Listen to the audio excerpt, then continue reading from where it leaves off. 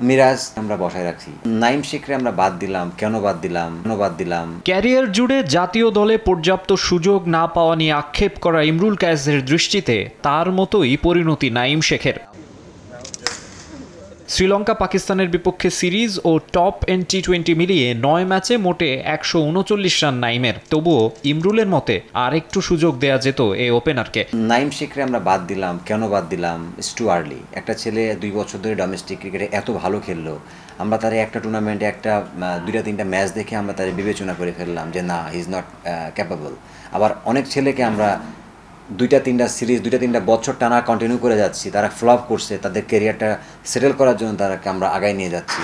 It is not fair. একটা tournament নাই যেতে পারে, এই টিমেও খেলিয়েছে, ও একটা প্রেশারে ছিল, নাই করতে পারে, বাট আমরা এই ছেলেটাকে কি আমরা রাখতে পারতাম না এশিয়া কাপে? আমার মনে হয় যে এটা আমরা মানে প্রপার ডিসিশন হয় নাই। মেহেদী হাসান মিরাজকেও এশিয়া কাপের মূল দলে না দেখে হতবাক তিনি। চলতি বছর ৫টি আন্তর্জাতিক টি-20তে মিরাজের রান ৬৪, ৯-এর ওপর ইকোনমিতে উইকেট নিয়েছেন মোটে ৪টি।